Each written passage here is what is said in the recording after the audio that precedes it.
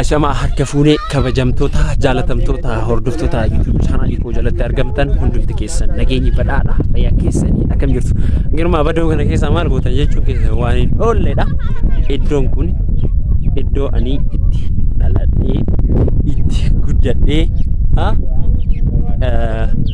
aanaan qoloo waabee gadda wagda qacaa gooxii dhangaliitti jedhamu keessatti kan argamudha.